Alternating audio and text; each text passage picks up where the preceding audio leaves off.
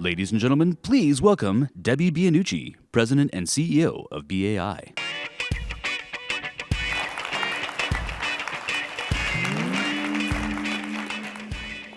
Welcome back. You made it to almost the end of the second day. And we have a really interesting session for you. What is most interesting to us is that there hardly has been a discussion in any of the sessions that we've had at the conference, going back to the very first general session with Arkady Kuhlman, where we haven't talked about faster payments. In fact, we just finished a session with a panel of Deloitte experts who gave some really interesting commentary. We had some audience polling where we were talking about some of the issues. It's really front and center with what you're trying to figure out as you're making decisions about what you're doing in your organization. And there's some very good progress that's being made in the way that the industry is collaborating to try and understand how to define various issues and to come to a consensus that would ultimately put us in a position where we can achieve the goals of faster payments. And so we're very excited today that we have a panel of experts who will take this issue and talk further and more deeply about not only what some of the prevailing questions have been, but importantly, what much of the progress has been. And there's been some considerable progress that has been made just in the past month or so. And so to lead our panel, I'm so pleased that we have David Stewart. Dave is someone who's been around payments for a very long time. Most of you know him. He's actually been in payments for over 20 years. He's a senior expert at McKinsey, and his expertise is broad and deep. And what we like about Dave is he has the ability to take a look at these issues from many perspectives, and as he moderates this diverse panel, I think he's going to be able to lead you through a very interesting discussion. Now, what you need to do is to get out the mobile app and be prepared, because we will take questions from the app. There'll be plenty of time for that. And so start your questions now so that we have the opportunity to be able to get those into the discussion. So just ask yourself, what are the most important things that you need to know? And we think this panel will be able to answer your questions for you. So we'll welcome the panel, and we'll start first with Dave Stewart from McKinsey. Hey.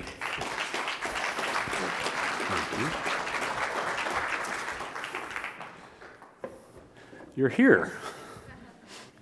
This is great. Well, glad to be here. Thank you, Debbie. That was her kind words.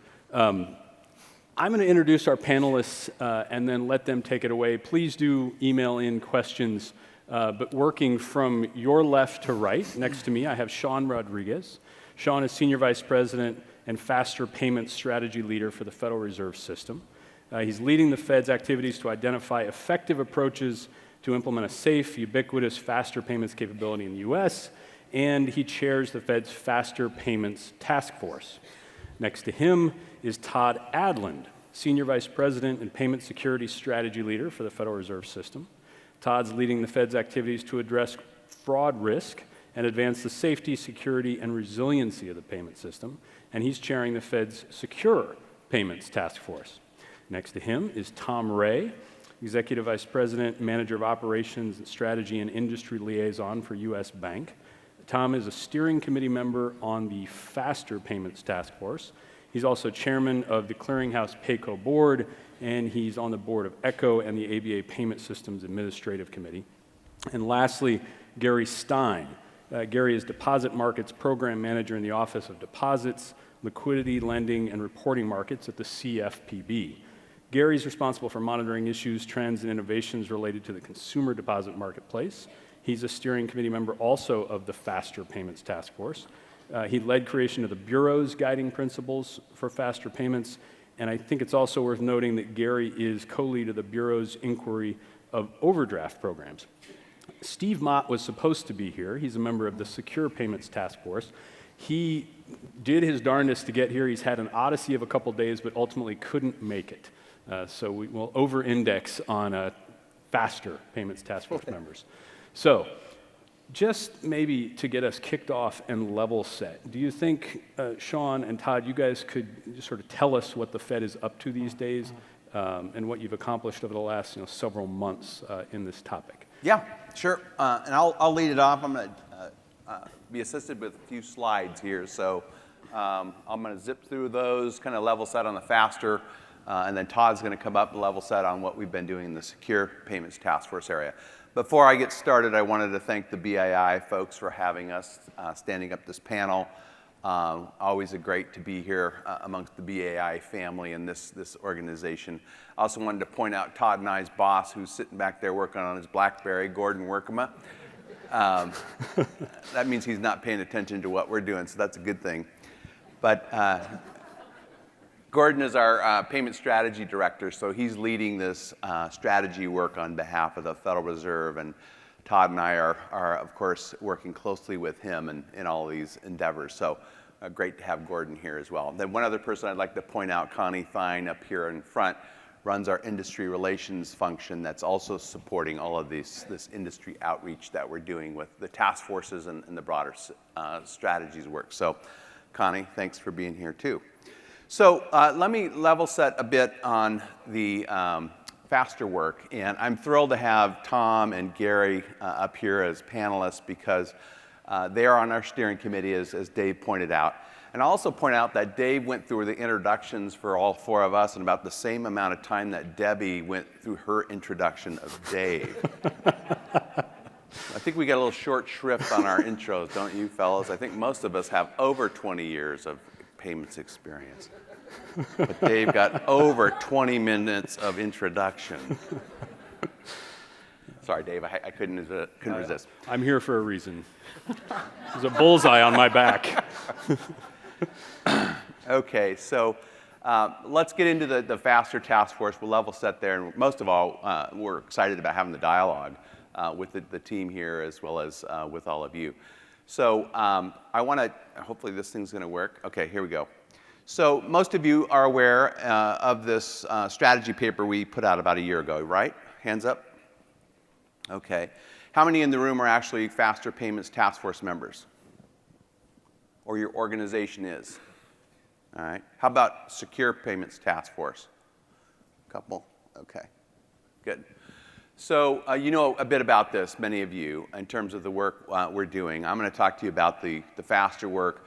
There were also a number of other things that we listed out in that paper beyond faster. Of course, secure, and Todd's going to talk about that, the Secure Payments Task Force and security work. Speed, the faster task force, efficiency, international payments, and collaboration to pull all of this together. So that's the kind of the context for what we're doing with the faster work. Dave mentioned our objective in the faster task force is to evaluate faster payment options for the U.S. And so we're wanting to be very inclusive and representing key stakeholders from the payment system in the U.S. We think we've done that. 320 people or so on our task force in the faster realm is fairly representative, we think. 8 different segments we've identified. We're now about ready to do the assessment work and addressing other issues that are coming up. So that's essentially our goal. This composition of the task force, I mentioned we have 320 people on the task force. Can't really see the slide all that great in terms of the percentages, but we're thrilled at the diversity that's come to the table in this tent we've stood up for the faster work and for the security work. Todd will talk about that in a bit. But great diversity from consumer groups to technology solution providers, payment network operators, government agencies and government representatives. We have financial institutions of all sizes, large, medium, and small, credit unions, and just a wonderful mix of individuals and organizations represented on our task force, which is really driving a lot of the work that's broad-based and taking into account a lot of perspectives from end users in our payment system. So the task force really, we've stood up a process of kind of a 3-phased work effort. And we're largely through the first phase, which is really planning the work. And that phase was to develop this effectiveness criteria for faster payment solutions in the US. And then phase 2 is going to be actually executing the work of what type of solutions are available or out there for consideration, marking against that effectiveness criteria we just recently approved. And then finally, the final phase of this work will be documenting all of the work that was done. So phase 2 is just starting. Actually, we'll start tomorrow when we sign our contract with our qualified independent assessment team, and will ensue through the November-ish timeframe of this year. And then the documentation phase of the work, phase 3, will occur through the first quarter of 2017. So what we've accomplished, and this says in the first year, but we've only been about this since about June of last year. Our first meeting was in June of 2016. And we first had to decide how we're going to make decisions amongst 320 people. So we developed a decision-making framework, approved a framework for how the task force would make decisions. We also developed a glossary of terms that actually is used by both the FASTER task force as well as the Secure Payments task force, because there was a lot of discussion when we first got going, and people were using terms and meaning different things with the same terms. And many of you were a part of those discussions, and in both task forces we got to work on a glossary that's really turned into a quite valuable piece of work that we're leaning on for purposes of these discussions. And then last and certainly not least, have to pound our chest for this incredible work that got done with this effectiveness criteria.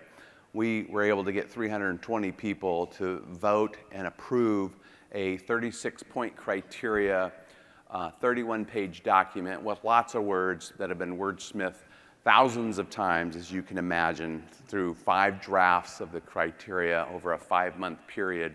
Right before the holidays, we gave ourselves all a gift in approving that criteria. 97% of the task force members said, thumbs up, we like it. This is what we in the US as payment system stakeholders want to see in a faster payment system. So really some incredible work that's done there, and couldn't be more proud of the task force's efforts in that regard. This is just a quick slide on how we developed a glossary of terms, where all of those terms came from, and of course we have 3 versions of this now, 3 iterations of the glossary that currently exists on our fedpaymentsimprovement.org website. How we did the effectiveness criteria is kind of interesting. As I mentioned, we had 5 drafts of the criteria. This wasn't Federal Reserve people or a couple task force members sitting in a smoky boardroom somewhere hacking this out. We actually had breakout sessions for many of you that were part of those. Many rooms of anywhere from 10 to 20 people wordsmithing and working this criteria to come up with these 36 criteria. Todd's task force did some yeoman's work. Almost a full third of the task force or the criteria are security and safety criteria. Todd had about 40 of his task force members come together to help draft those criteria for the safety and security aspects of the criteria. So they pulled that work off in, I think, 3 weeks. Steve Mott should be here to take a bow, because he actually was the one that volunteered to lead that effort. Mandy, he hit it and get it, and they did a wonderful job, and we're indebted for that. And then David Walker, who's sitting up front here, also led a subgroup of a bunch of legal beagles. No harm intended with that comment for my legal buddies in the audience. But David had also equally tough challenge of, I think he had 25-ish or so legal practitioners help come up with the legal criteria. And if you ever want a challenge that almost seems insurmountable, is to try to argue with a lawyer about some words they're married to and have really worked hard on and coming up with this criteria. We had some fun discussions in working through some of the perspectives that the business people wanted to incorporate after the legal folks put together that criteria. But there was a lot of back and forth and discussion about all of that. But we came together with those 5 drafts and the ultimate approval in late December. So really excited about that, and expect that it's going to be the baseline for this next phase of work, the assessment phase, and will serve us well in that regard. Aside from the assessment process that we're doing with the task force, we think that the effectiveness criteria will really serve our market well in the U.S. to say, anybody that's thinking about faster capabilities in terms of an operator or someone that would put those up or someone that would leverage the system to do capabilities for end users and the like, we think this is an incredibly powerful document that will help guide faster payments initiatives in the US within the task force that we're working on and outside of that. So as I mentioned, the criteria, 36 criteria in these 6 buckets of ubiquity. Have a drink, thank you. Efficiency, safety, security, speed, and governance, and the legal framework. So those are the categories that these are broken down into, and if you haven't seen these, I encourage you to print them off of the website and have a look. So our next steps, we've also, in terms of this assessment process, the phase 2 effort that we have underway, we're going to work towards a kickoff of proposers that are going to bring proposals to the table starting in April. And we have a window of a couple of weeks where proposers will come to the table and say, here's my end-to-end solution that hopefully, in large part, meets all of those criteria that the task force developed and approved. And then we'll have this qualified independent assessment team, a firm that we're hiring, actually do an assessment of each of those proposals that come in and give the proposer some feedback about, this looks great, you might be able to enhance it this way or that way. The idea here isn't to create a gate for a proposer, the idea is to enhance proposals, because in the end what we want is faster payments capabilities in the US. So we're going to go through that process. The proposer comes out of that process and then decides, hey, I'm okay with the feedback I received from this qualified independent assessment team, and I want the broader task force input, because I got 320 people here I can leverage that come from all different parts of the payments ecosystem that also can enhance my proposal with some feedback. So we'll have another feedback loop for proposers that way, and then they decide, yes, I'm ready to put that, my proposal and all this assessment and feedback into our final report that will finish in the first quarter of 17. So we're looking to get a whole lot smarter as payment system users through this process over the next 5-6 months. Excited about actually getting our hands on some work here. Not that the criteria wasn't a lot of work to get done, it was, but this assessment process we think is really going to be an enlightening experience for all the people that are participating on the task force, and we're excited about moving forward with that. We've also created a capability showcase, which is kind of a meeting place for component providers, people that have components of an end-to-end payment solution, but perhaps not the whole enchilada. So we would have an opportunity for them to share with one another some of their capabilities, and perhaps they can become part of some of the full or end-to-end solutions that will be brought forward. So we're trying to create that capability for folks. So that's underway right now, and again, this proposal assessment process will kick off in April, and stay tuned because we'll have a lot of information to share later this year about how this process went. So let me stop there, and I want to turn to Tom and my friend Gary from the CFPB. These guys are now officially Faster Masters because they're on the steering committee, and they've been a part of all of the discussions with the task force, of course, and helping us guide all of those efforts. Any comments, things you guys want to add to what I said versus, or we can just wait for the Q&A? I would agree with you. I was personally pleasantly surprised that we were able to corral 320 people into coming to a conclusion so quickly on the criteria. I thought it was phenomenal work. A tremendous number of ideas were expressed and shared. We didn't agree on a half dozen criteria, and it took a lot of time and energy there, but through exchange of good ideas and willingness to collaborate, I was very impressed with how fast the process went. So good, I think it was great output. Yeah, I would agree. I'd say very glass half full. I mean, there were some differences.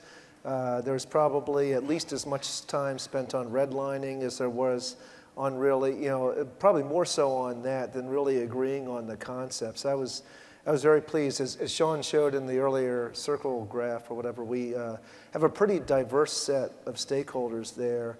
And on most of the issues, there was, I think, a very genuine interest in doing this the right way. And I think so we came to quick consensus on some of those things. Great. Super. All right, Todd, I think I beat my 15 minutes. Huh? Are you impressed? I'm impressed. All right, I wanted to add my thanks to Sean's, to BAI for hosting this panel. This is a great opportunity to talk about where we've been and, more importantly, really where we're headed. So Sean had a similar slide to this one. This was really about our 5 strategies and our desired outcomes. And we actually intentionally separated, obviously, security from faster. And the thought really was that, as the industry as a whole moves forward with faster, we didn't want to sacrifice security in pursuit of our faster capabilities. So we want to make sure this was its own individual effort. Also, I acknowledge that some of these activities of security may actually have a longer lifespan than even on the faster side. These may trickle into the 2017 timeframe and perhaps beyond, depending. So I wanted to kind of baseline on the security side that our core objectives have really been baselined on a strategy paper we published again back in January 2015. The bolded section there in blue is really what we're trying to accomplish. Obviously, reducing fraud and advancing the security and resilience of the payment system is at our core. The sub-bullets is really about how we're going about the work. So establishing a payment security task force. Sean mentioned there's roughly 320 on faster. We have about 180 plus on secure. So when we published that paper and had a kind of a call to arms, I think we were surprised how many people actually took up that torch. We now have about 500 spread across both task forces. We also want to talk about the coordination with faster. The fact that we actually have some intersection points that we've actually defined throughout this process, and I'll allude to a couple of those throughout the next subsequent slides. The bottom half of this slide is really related to some of the asks that we're having from the task force coming to the Federal Reserve related to supporting the evolution and adoption of standards. So that's been a strong ask. Last one, too, is the potential improvements to the Federal Reserve payment study and activities related to research related to fraud. I'll talk about those as well. So like faster, we have a real diverse composition. You've got strong representation from banks in the financial institution segment. If you're able to do the quick math, which many of you may be doing, we have roughly a third of the entire task force is represented by financial institutions. We have others. Other category, too, I want to note is really consultants and some academics. And I probably want to note some of the business end users. We have some very large merchants also on the group, and those are both Walmart, Best Buy, et cetera. And then also in industry trades, we have groups like ABA, we have NACHA as well represented from a rule set perspective. So again, great diversity across the entire task force. So I want to talk a little bit about the year 1 accomplishments. Sean mentioned the first, the collaborating on the effectiveness criteria. We had roughly, again, 36 criteria. We did mention the sub-criterion in each category takes that number well past 36. Steve Mott, one of our steering committee members, led a small, I'm going to call it a SWAT team of roughly 50 individuals, as Sean mentioned. I'll tell you, there's an impassioned group of individuals in security. There's some definite healthy discourse and debate that always occurs. I tell you, I remember in one particular forum, we spent over an hour on the merits of shall versus may on a specific sub-criterion. So we've got an impassioned group. They're invested. The next 2 topics, as I mentioned, are really some of the asks coming from the task force of the Federal Reserve. So the ongoing support and the evolution and adoption of standards. We've doubled down here. We've got leaders and staff actually participating on things like what you would expect ISO, ASC X9 in the domestic. We have W3C. We're participating on a very recently launched web authentication working group. So we're doubling down on some of our resources where task force response and feedback to us is that they really appreciate our independent perspective and the fact that we lend a voice to those that are underrepresented in the standard space. So we'll continue to be active in that space going forward. Enhancing Federal Reserve payment security research. I don't know how many people are actually familiar with our triennial payment study. We publish that every 3 years. So hopefully it's widely read. We received feedback in November from the Secure Payments Task Force that it's got some great information in it. It could be expanded, and they actually would like to see it more frequent as far as a publication. We've taken that feedback. We're now going to publish that on an annual basis with a specific focus on fraud trends. People are saying, I need to have more actionable data more frequently in order to plan kind of my investments going forward. So we're going to produce that and publish that into the marketplace on an annual basis going forward.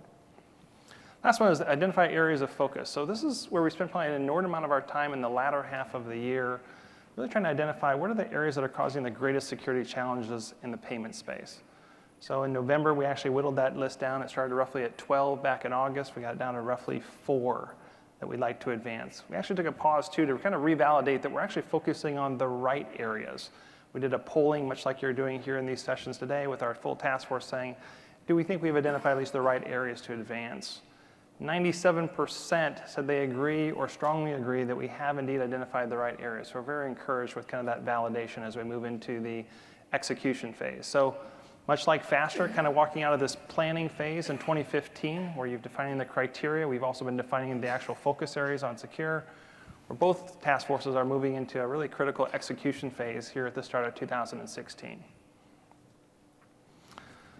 So where do we expect to spend most of our time as a task force? The first is in payment identity management.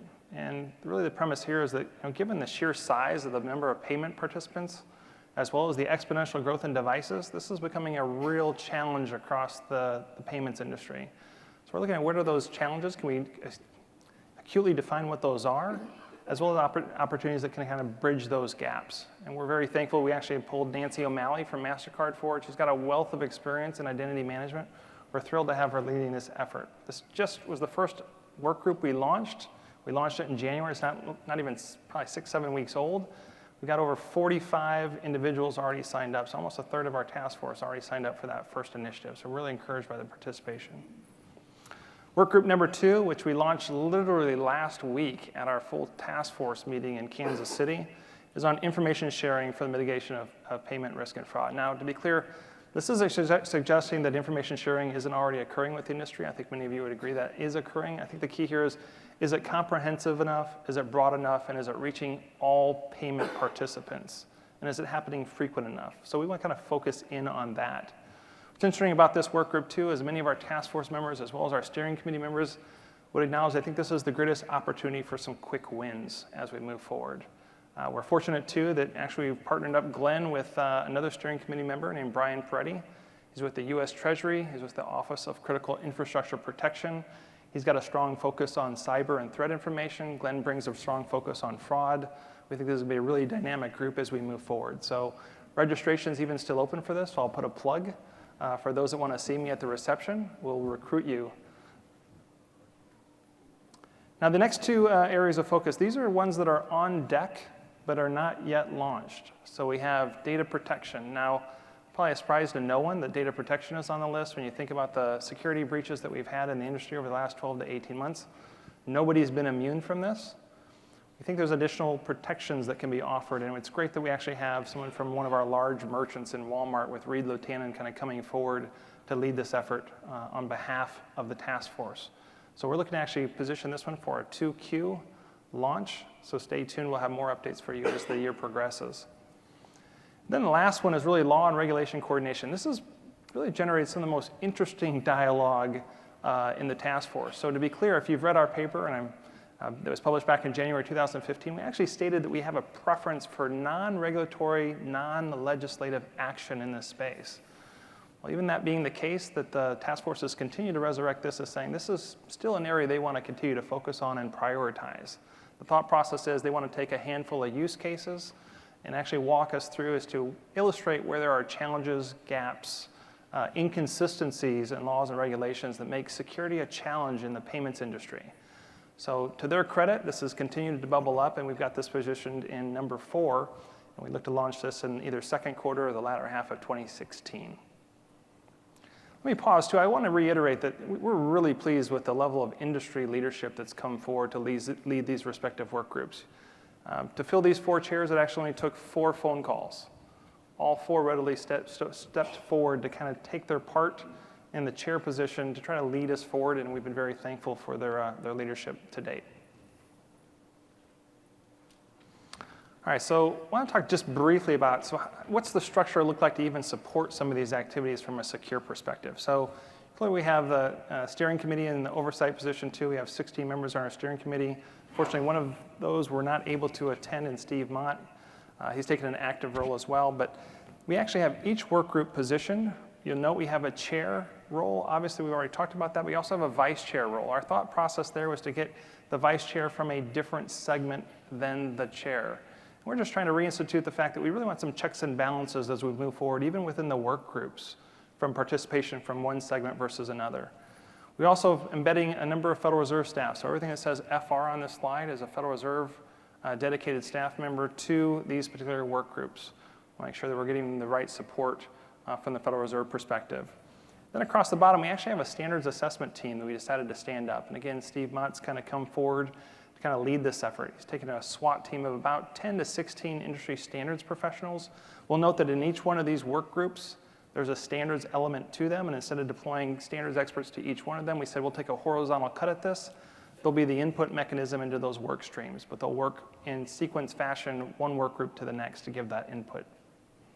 Then lastly, we have a Federal Reserve support team standing even behind this that actually has we have a small number of individuals that like doing research in the Federal Reserve. They're standing by to see if there's opportunities that might be able to help support either the broader task force or these independent work groups as we go forward. Also, we have our industry relations team. Anything that comes out of these work groups, we want to make sure that we are communicating it back to the full task force, as well as about a 5,000-person online community that's following us on our fedpaymentsimprovement.org site, and also more broadly to the payments industry as a whole. So they'll play an active role in helping us communicate the deliverables and the artifacts and the outputs of the various work streams going forward. All right, so what's next? So we are going to continue to obviously advance the initial work streams. The key here, though, is we're starting to really figure out what's the outputs and the deliverables. Again, we're about 6 or 8 weeks in is all on our very first work group. We're going to start defining what those deliverables are and the timelines when those are expected to be produced, both for the task force and the industry at large. We're analyzing our work group support. We want to make sure that we get these first couple of work groups off to a good start and make sure that our support model will scale as we move forward into 2016. We also are offering a number of different tool sets in the industry for our task force and our work groups. We're doing online collaboration tools where these groups can meet dynamically versus having to fly or just do conference calls. So they'll be able to work on documentation iteration in the secure online space that we're providing for them. We're going to prepare for the launch of the subsequent work groups. Again, we really want to get data protection launched in the 2Q timeframe, and then also laws and regs. I think it's going to need a little bit more in the elaboration phase of the charter, but do hope to have that launched in the latter half of 2016. Also mentioned some targeted opportunities for research, standards, and education. Clearly, we're trying to pick and choose the standards we think will be greatest value to the industry. We're trying to scale up resources there and perhaps scale back in other areas. We also have some public outreach capabilities within each of the Federal Reserve districts. Trying to see how to tap into those to make sure some of those messages get out from an educational point of view on the payments security perspective. And lastly, Sean talked a little bit about is consulting on the faster payments process. We are gearing up for this assessment phase of the proposals, which will be measured against the criteria. We are actually deploying our security resources. We have 2 of our steering committee members joining the security steering committee members for faster to kind of help with what that process will look like, to kind of guide to make sure there's consistency and transparency as we move forward. So the other focus that we'll have is as those proposals come through, when they decide to be publicly published, we want our Secure Payments Task Force to take a really close and acute look at those security criteria we worked so hard on to make sure they have the ability to provide feedback as well. Then the final work product, which I think we're looking for more in the March 2017 timeframe after the proposals come through, assessment that there may be still some gaps that we need to fill. Perhaps those gaps may be related to ubiquity. We also expect there may be still gaps in the industry related to security. Those might be some of those add-on work that I talked about in the 2017 timeframe as it relates to the Secure Payments Task Force. All right, I'm going to turn it over to Dave, but I'd be remiss without putting a plug in for, how can you get involved? This is the best way to go to our website. Feel free to sign up for the Secure Payments Task Force and or the Faster Task Force. All right, with that. Todd, thank you. I'm going to ask a question of our Faster Masters here in a moment in terms of what we've learned from abroad. Before I do, there's a question that came in here that makes me realize we really need to kind of define terms and level set. I'm going to contextualize it by reminding ourselves that not a lot of hands went up, right, when we asked how many people were deeply involved. And also note that this audience is used to a world in which the Fed provides check clearing services, so does the clearinghouse. The Fed is an ACH operator, so is the clearinghouse. The Fed offers wire services, so does the clearinghouse. So the question is that I heard earlier today that the clearinghouse is working on faster payments, real time, right? Heard Ledford speaking. What's the relationship between that and this solution? I wonder if it would be worth level setting that you're not necessarily, or are you, building a real-time payment system here operated by the Federal Reserve System? So we are not building, to be crystal clear, any system or contemplating standing anything up from the Federal Reserve's perspective. What we're attempting to do, and our paper is very clear on this, is to try to bring that capability from the private sector.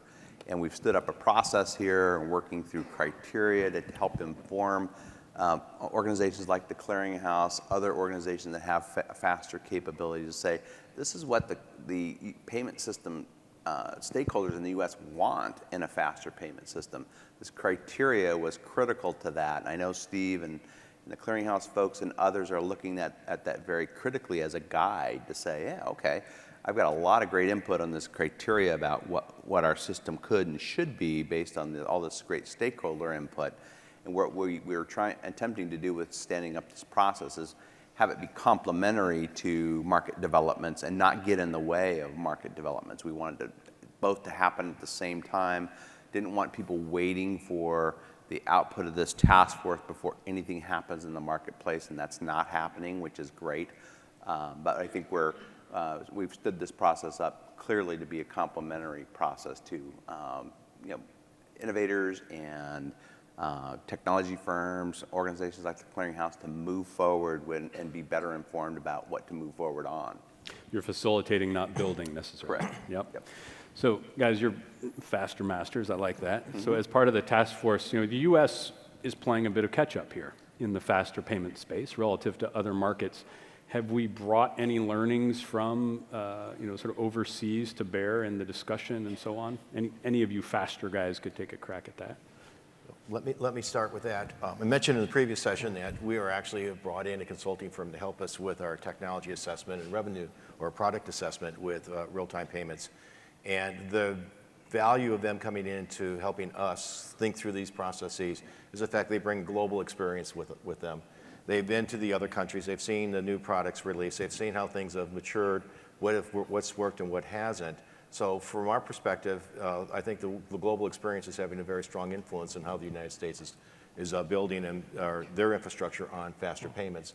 When you consider other countries may have had a blip or two with fraud and risk as they started up, I think those lessons have been transferred around the globe from other countries that have come in behind that, realizing that you need to have the right identity up front, controls up front and everything else. So yeah, I think the global experiences are very prevalent in what we're doing today. That's great. Yeah, I would agree. I think in general, every time there's a next development, it's going to evolve past the models that were there before it. But I think it's also interesting, as Sean was mentioning before, that we've got quite a bit of a different situation here in the U.S. that I think is going to present new challenges and opportunities. We've got a kind of a different role being played by our central bank versus what's been played. We have a different financial services infrastructure in most other countries where they don't have 14,000 depository institutions. And we probably have more evolved legacy payment systems, I'm guessing, I haven't done an inventory, in the US. And I know for consumers that presents some challenges because the new payment systems that emerge here and that are connected together and made interoperable, hopefully, aren't going to immediately cannibalize all of the volume going through all the other channels. So there's going to be a lot happening with accounts in the U.S. Good. Todd, I don't mean to just focus on the faster guys here. Are you also bringing sort of international experience and expertise to bear on the secure task force? So first, I'm up here trying to think of what rhymes with security as I sit next to the three faster masters. So I came up with Secure soldiers. I came up with nothing. Forgive me. But to answer your question, yes, I think there are some learnings internationally that we can certainly apply. I mean, I think at last count there were roughly 30 countries that actually had implemented or in the process of implementing a faster payment solution. What some may recall is actually some of those countries saw a very sharp uptick in fraud losses shortly after their implementation. And I think what that speaks to, too, is that we have this, I'm going to call it the absence of a post-transaction safety net where you can kind of quickly revert something back. Well, in the real time, with the more immediate settlement, I think we have to worry and focus on all those controls that are upstream from payment finality. I think that's a clear reason, too, why the task force is putting so much emphasis, at least on the first work effort, which is payment identity management as it relates to strong enrollment, authentication, authorization, and re-verification of identities on an ongoing basis. That's great. I'm going to go to an audience question here, Gary, for you, around thinking about impact on stakeholders and in particular consumers here, and with respect to irrevocable payments. If we really take faster literally, take it to real time. Right. Any thoughts on that from the CFPB's perspective? Yeah, absolutely. So I think irrevocability, if I can say the word correctly, is going to be a really important feature of a faster payment system, because remember, it's not just the consumer that's making payments, it's the consumer that's receiving payments. And one of the greatest opportunities, I think, with faster payments for consumers is the increase in liquidity, it's faster funds availability, it's greater surety of knowing when they make a payment in or out, the status of that payment, where it sits. However, none of that is to suggest, as Todd was just alluding, that in an irrevocable payment system world that there aren't error or fraud resolution practices. I mean, it is a bit of a misnomer. I think it's funny that we keep calling ourselves faster payments, but I think what we're really building or trying to facilitate here is not just faster, it's faster, more secure, and better, and more ubiquitous and accessible, and all those other things too. And so one of those premises is going to be that while we build all these front-end protections, and I think everything will be a lot safer, ideally when these concepts come to bear, there still has to be a method to resolve things when things didn't work the right way. And so I think that's an important principle that has to sit next to irrevocability. It's noteworthy that faster is, sort of a small handful of the 36 criteria that you showed briefly there. There's a lot going on here. It's also interesting that we had to say speed next to fast, like one word wouldn't have sufficed, but whatever. We shall overcome. Tom, pick another stakeholder here. Let's say the corporates, or frankly the banks in this audience. Maybe start with the banks. I'm a senior operations or technology manager at my financial institution. What's this going to mean to me over the next several months, years, in terms of new priorities and so on? Quite a bit, obviously. It's a fact of knowing where you are today and where you want to be with your technology stack and your payments hub. And then along with that is all the efficiencies that you're going to derive from a faster payment system, and being able to analyze that and sort of compute what that means to your company, and then be able to get into sort of a prioritization of your capital spend, because it's going to cost a few dollars to re-engineer your back rooms. And it's just more than sort of the processing hub. You've got product involved. You're going to have the risk mitigation people involved. So I mean, I hate to say it's a village, but it really is a whole company's view of what's going to happen with a new environment. And that channel is going to require quite a bit of investment, but a tremendous amount of planning over the next few years. What about, just to throw one other stakeholder out there, corporates, right? U.S. Bank obviously has a lot of large and very small business customers. How are they going to start experiencing faster in the sort of the years ahead? That's really a great question. My company is in the process of doing focus groups this week with our business customers, small, medium, and large. And faster payments and real-time payments and same-day ACH has all been part of that conversation.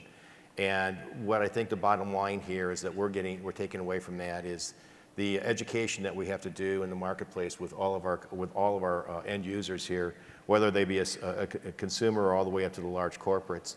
They have to find a value proposition, obviously, and to making investments on the business side to re-engineer their back rooms in order to take advantage and leverage the faster payments.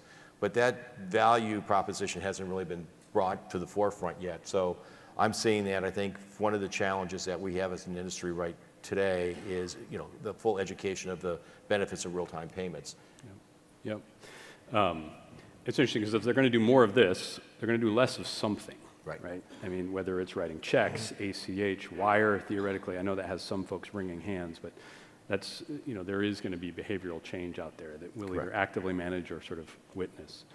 Todd, let me come back to you on secure. I know you're just getting started, right? You're at the very beginning of this journey, but if you could fast forward all the way out, what does success look like right? Or maybe sort of the range of outcomes that would qualify as success. You know, how are we going to improve the safety of the U.S. payment system here? So I think what you'll see happening across the work streams that we've stood up on the secure side is I think you'll see a focus on specific domains, much like we talked about identity management, data protection, information sharing. And I think you'll see contributions, value contributions back in the industry from each one of those work streams. I think in the aggregate, what I'd start to think the task force will start to position more as a secure payments roadmap with different domains that are being focused on that the industry can leverage as far as where are we at today and where does it take to get to the next stage. So I think that roadmap will start to come into picture as we walk through these different work streams, and not just the work streams we defined today on stage, but I think there's also other work streams that are percolating behind the scenes that you'll see come to the forefront, perhaps latter part of 2016 and early 2017 as well. That'll round out that picture. Yep. By the way, we have a suggestion already, security surety master. Oh, thank you.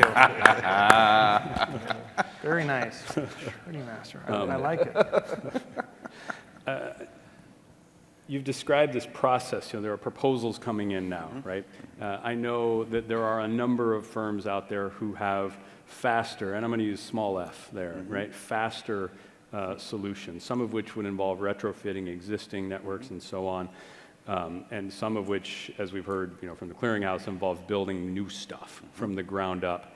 You know, given this, it's clear that there won't be just one. There may be multiple faster payments platforms out there. Is this, you know, the hunt for ubiquity?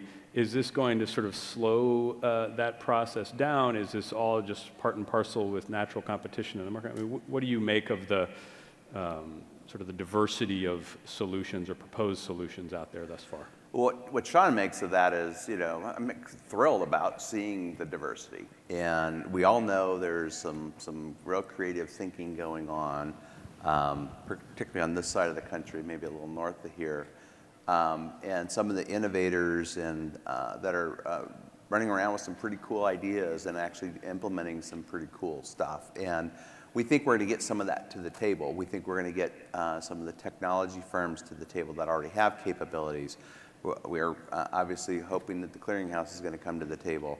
And when this process gets underway, what we're hoping to do is get the level of understanding of what's possible up across the task force and eventually the broader payment system ecosystem about what's possible, and get a lot smarter over the next 6-8 months with what's possible and what needs to happen next. Because I think people have asked the question, well, you know, the task force is going to be done with their work by, you know, they're going to publish this nice little report by the end of first quarter of 17, and then what happens? We've had some very boisterous steering committee meetings and task force meetings about that very question, and we all believe that there's going to be follow-on steps necessary. The Federal Reserve is in this for the long haul. In this paper we published, it wasn't just the strategies, but it was also these thing called desired outcomes. What we want is a faster payment capability in the U.S., whether it's multiple systems that interoperate, you know, with some rules and governance that works, and education and the like. But in the end, we're going to keep pushing the issue and keep the drive alive, if you will, for that faster payments capability, and believe that once we're smarter through this process of the task force, there's going to be follow-on work streams that need to be stood up to look at interoperability, to look at rules and governance, to look at standards, to look at network, legal framework.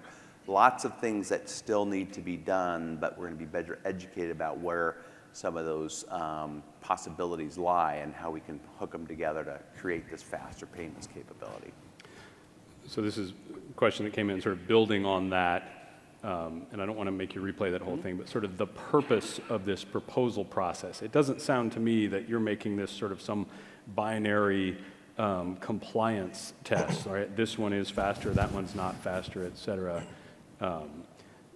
And maybe building on it then, it sounds to me like maybe there's a future in which you know, certain systems or schemes represent faster in these ways, but maybe not these others. And you know, maybe they don't have all of the feature functionality of others, such as ISO 20022 remittance, data stream and so on.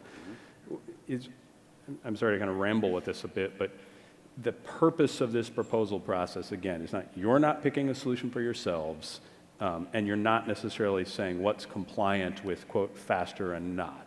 It's what? So the purpose of the assessment process is to, as I tried to articulate, is to bring the understanding up in the industry, the task force first, and of course the broader community, about what's possible. And we're going to do this a rating and an assessment, if you will, of each proposal against the criteria, give proposers feedback about where we see strengths, where we see things could be, we meaning the qualified independent assessment team, giving them feedback of how to enrich their proposal, leverage the broader task force to also enrich proposals further, and publish that information so then we all have better understanding of what's possible in the payment ecosystem here, and what things we need to do to take it to closure for payment system capabilities for faster options. So there'll be follow-on work streams and the like. We are certain we're not going to be done by the end of the first quarter of next year. Much work will ensue. David, if I could add on to what Please. Sean said, I'd also, I think it's the process that the Fed has laid out here has certainly had to have accelerated, the marketplace thinking about these things. Maybe, there were some models that are already in place and incubating, but I think we're cultivating a lot more of them. And I think we're accelerating the evolutionary process. I also think that it's important to point out that we did go through a process of defining these effectiveness criteria. And while I don't think we have the expectation that every concept, if any concept, will satisfy all of the criteria we set, I think we do expect that they'll all have to answer to them and will almost certainly achieve more of them than had we not published those criteria. So I think while we might not be buying something or absolutely, committing, at least certainly from the Fed, to build something after this, I think we'll get more than we would have had we not done this proposal process.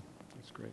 Care to add on? Yeah, I would agree with Gary on that. I see solution providers who may be short in a category or a criteria, realizing that if they want to have a scheme that's successful and have the interoperability with the other schemes out there, that they're going to have to move up and fix that space.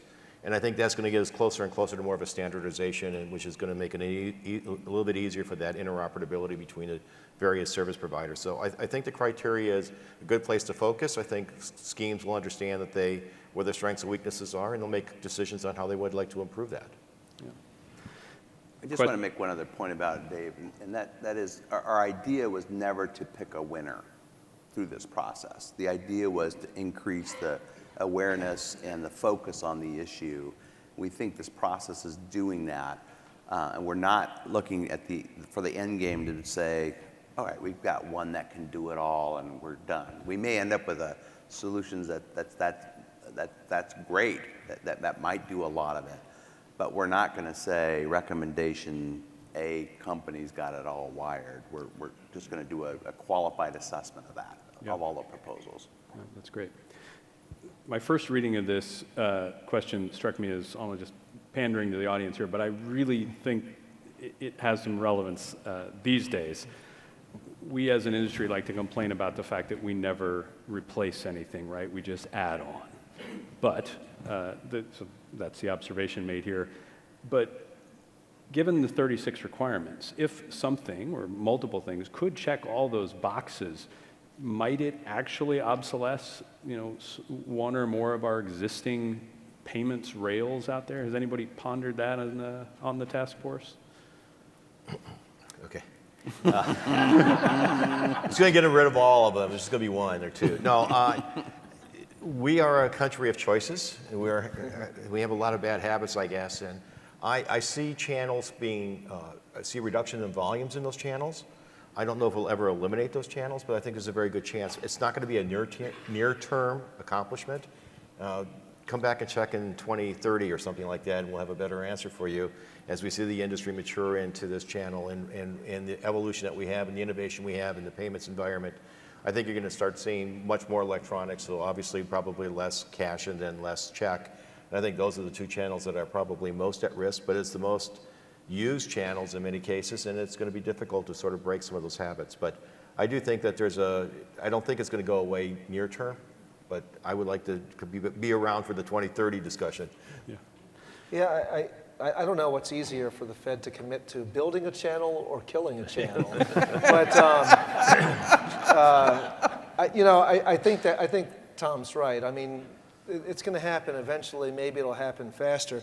On the consumer side, I had a banker yesterday, begging for the elimination of checks. Not that she was just opining out loud. Not that I could do anything about it. But I do think that while consumers may say continue to use checks for a long time, as these other systems emerge and become very capable, and those types of payments get accepted by landlords and other types of merchants and like that, we will probably see the emergence, as we kind of do already with prepaid and some checkless checking accounts, of accounts that are restricted perhaps to certain types of payment systems. So while we might not move to the elimination of channels altogether, we could see certain segments of our marketplace using only the new channels, I think. I think that what I would add, and this is the Sean perspective, I have the qualifier Sean versus the Federal Reserve perspective, but if you read that criteria and you look at all of the points that are made there, it's not just about increasing the speed of a transaction. It's the information associated with it. It's the security shell for transactions. It's all this other stuff. And if we come close to several systems that interoperate and can do what that criteria calls for at the most effective level, we've got lightning in the bottle. It is, and we all believe that the criteria are aspirational. Let's be clear about that. That, for some organization or collection of organizations to get there today, no payment system was born perfect day one. But if we come close over time with meeting the criteria that have been documented thus far, it's going to be quite a change from what we have today. That's great. You mentioned the G word during one of your earlier comments. Let's assume a system or systems are propped up. Who's going to govern this stuff? Is there any kind of early hypothesis through the task forces, either one? Well, I don't know that there's a payment system today that is fully governed by one entity or one level of rules. I mean, for the most part, we have a set of federal rules that pertain to safety and soundness and consumer protection. And then there's always at least one other tier, whether it be private network and operator rules or UCC and state standards and everything. But there's always going to have to be something that specifies down at that operational and tactical level that carries things through, while the overall regulatory side, I think, is just assures that the principles are met.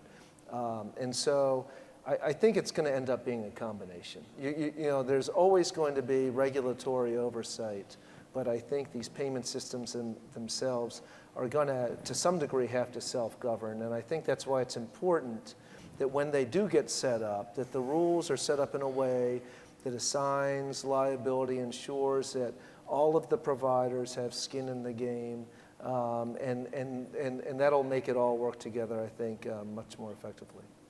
Speed round. Sean, we've got 24 seconds. What does success look like for Faster here? I mean, even just the range of outcomes. Is there a point when you're done? What is success?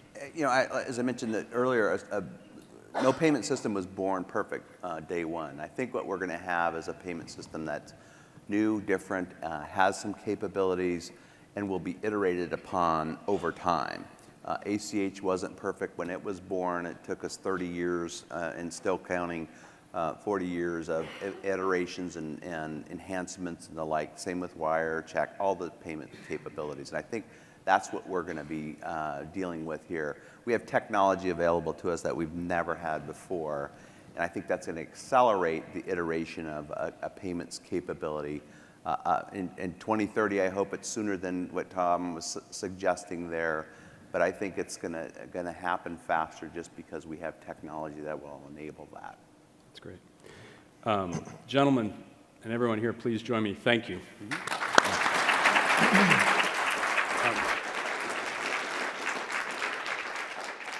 Bit of an audible here. I also want to say thank you to Tony Garavix from JPMorgan Chase, who put a lot of effort into just organizing this panel. So Tony, thank you. Thank you all for coming. I understand there's a reception downstairs in the expo. We'll see you there.